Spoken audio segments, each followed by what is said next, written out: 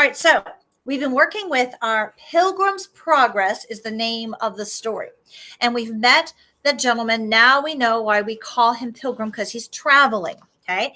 And so we had said that along the way, he had that burden of sin, okay? And he finally got rid of that burden of sin.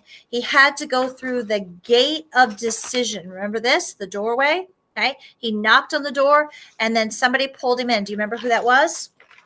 Mr. Goodwill. Okay. Pulled him through and talked to him. And he was concerned because he still had that burden of sin. And so what he had to do was he had to take him to the cross and help him to understand that Jesus gave his life.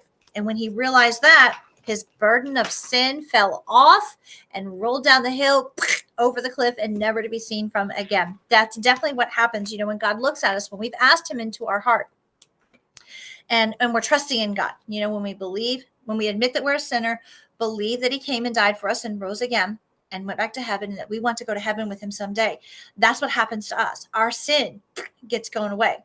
God doesn't see us anymore. Now, if we continue to do something, all right, then we tell God that we're sorry. When we get in trouble, we have to tell mom and dad, Mom, I'm sorry for, having a bad attitude, stomping my foot, taking the cookie when I wasn't supposed to, whatever it would be. We tell God that we're sorry for our sins, but he still looks at us and sees us, okay, as not having that sin, because someday when we go to heaven, we will not have our sin if we've trusted and believed in Jesus. So that's where we are now. Okay, so he told him, he says, you travel on and you're going to meet up on the path. You're going to go to the Palace Beautiful. That was the name of it, okay? And so when you get there, they're going to give you something to help you continue on your way. Because as you know, we are constantly fighting a battle of staying out of trouble, okay? And Satan, the devil, is always trying to get us to do something that we're not supposed to do. Now, he doesn't whisper little ideas into our head, say, oh, do this, do that. And then, that's what we do. But it's that idea that, he's putting these things in our path and, oh, yes, yeah, you could do that and not get in trouble, or you can do this and not get in trouble. It's still our choice. It's still our decision. We can't say the devil made me do it. It's that danger that we face of making sure that we're doing the right thing. So we have to be on guard and being careful, right? And so we're going to need some protection. All right. So that's what he's off to go get. So he continues on the path. And as he comes up on the path, he's hearing some beautiful music coming from the Palace Beautiful. Oh, fight the good fight like a soldier, put on the whole armor of God, the belt and the breastplate and helmet, the shoes and the shield and the sword. Then pray as you fight neath his banner and stand against the wiles of the foe. The Savior the victory will give you and be with you wherever you go. And Miss not a very good singer, but that's what he was hearing as he was coming up, and it was beautiful music to his ears. And so he gets there, and he realizes that when he gets to the gate, that there is a man standing there, and he says, "Who are you, and what are you doing here?" He said, "Well, I'm Pilgrim, Christian Pilgrim, and I've just come from the gate of decision, and I've got rid of my burden of sin. And Mr. Goodwill told me to come up here, and then I would receive some kind of gift to help me along the way, because I'm heading to the celestial city to be with the good king." And he said all of that really fast. And he says, "Wait here." And so he goes in. And he comes back. He comes back with some ladies and their families, and they're so excited. "Oh, come in! Oh, this is so wonderful!" And so they're gathering around Christian Pilgrim. Sometimes he calls himself just Christian now, and so they're gathering around him, and they're, "Oh, this is so exciting! We're so excited to have you here with us." He said, "I'm supposed to get something?" Mr. Goodwin, yes. But come on, let's get you situated and settled for tonight, and then tomorrow we'll give it to you, give you a good night's rest tonight. And so he was all for that. So he got a wonderful meal that they prepared for him, and they sat and they listened to him so well, and they just share different things with each other. And he was talking about how his journey had been so far, and it was just wonderful. And so then they showed him where he was going to sleep that night. And it was a beautiful, nice, comfy bed. And so when he went in there, he saw that there was a verse. "When thou liest down, thou shalt not be afraid. Yea, thou shalt lie down, and thy sleep shall be sweet." Hello? Did we just learn that? Proverbs 3:24. That's exactly right. That's one of the verses that we had from last month. Oh, that's so great. And he lay down and he went to sleep, and it was sweet. sleep. That's how I felt last night. Last night when I went to bed, I had a sweet sleep. And so, when he got up the next morning, he was refreshed. And so he got ready and he came out, and I imagine that they gave him some breakfast. And they said, well, come on, let's show you where you need to go. And they took him into a room. And the room had shields, helmets, swords, and breastplates. It's the covering for your chest, and had all of this armor in it. He went into the armory room. And so they said, there's something in here that's going to fit you, so let's find out. And they started finding different things, and they suited him up. They got his helmet, and they got his breastplate, and they got his belt, and they got his boots on, and he was looking for the sword. Look at the swords. You see the sword? You know what that is? That's a Bible. You see, in Ephesians, there's a couple of verses in Ephesians that talk about all of this armor that we're supposed to have, because we have to be prepared. Now, it doesn't necessarily talk about having, all of his armor that we have to wear, but each one kind of is something special. The helmet is supposed to be for knowledge, and the breastplate is supposed to be covering for our heart. We're supposed to guard our hearts with what we're supposed to do. And we're supposed to have the belt talks about your loins girded with truth. And so telling the truth.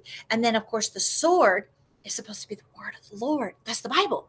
And so we're supposed to have that in those verses, and we keep all of that together. And so he went through it. He found all the things that he would need. Oh, this is wonderful. This is fantastic. And so he knew this was coming. He knew this was a present that he was supposed to get, so that he would be ready for battle and for guarding himself. But it was something else he was going to need. And so he wasn't sure what it was until they took him to another room. And in that room, the most important weapon to be able to fight off the devil, prayer. And so right then and there, he stopped and he prayed, oh, dear Lord, thank you for helping me along this way. I am so thankful that I've gotten rid of my sin. Lord, continue to help me as I travel on the journey to the celestial city to be with you. Lord, help me just to do my very best and to be on guard and be watchful. Amen. And so when he was all finished, he said, okay, I am ready to go. And they said, okay, now keep your armor with you and be watchful the whole time. And so he said, okay. So he left. All right, we'll see you later. Have a great day. Wonderful. Oh, yay, bye, bye. And they started singing the song all over again. No, I'm not going to sing to you again. And so then they continued on, and he started walking. And he was walking, and he noticed as he was walking down the path that it seemed to be harder. I've gone on some paths before, some walks, and to go up, it's always harder. It really hurts the tops of your legs. It really kind of hurts them, and it hurts my knees after a while, all the walking up and the stepping. Normally going down is supposed to be the easier, because it's supposed to be much easier. But he found it even harder to go down the path than it was to go up the path, because the Palace Beautiful sat at the top of the hill. It was at the top of the hill. And so, that was pretty easy to get up there, but going down the hill, you would have thought, especially with all this on, it would have been a lot easier, but no, it was harder. And so as he went ready to go into the valley down below, he didn't realize, do you see what's down here? Something's down there. Someone, I should say, is down there. But he wasn't paying attention.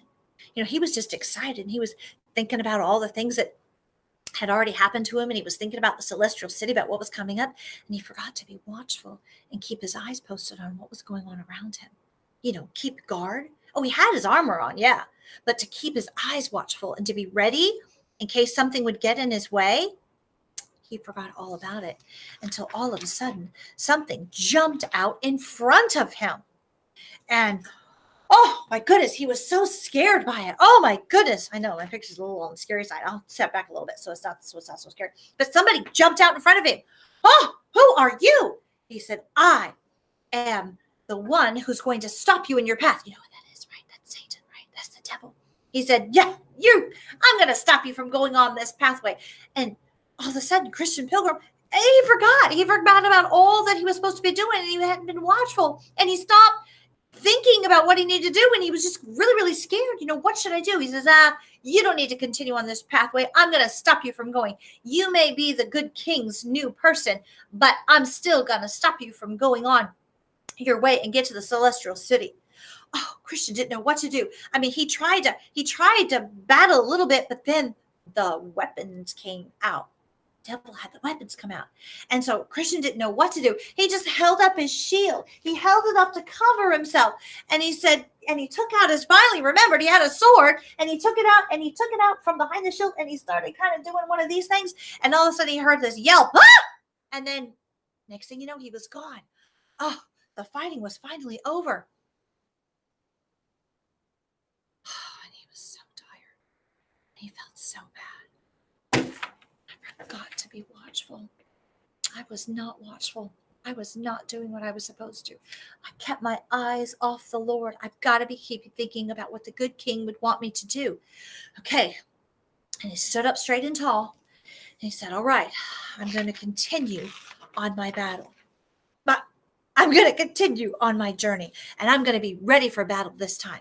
And so he got ready, and he was ready, and he was watching, and he started taking his steps, and he continued on, and he finally got out of the valley of despair is where he was. He was in great despair, and he was in great just sadness and big word, humiliation, meaning he felt really bad. Because he felt bad because he wasn't doing what he was supposed to. He wasn't being on guard. Okay, now I am ready. I am ready to face the day, and I am ready to see what happens with the rest of my journey. And so you will have to come back and find out what the rest of the journey is going to be.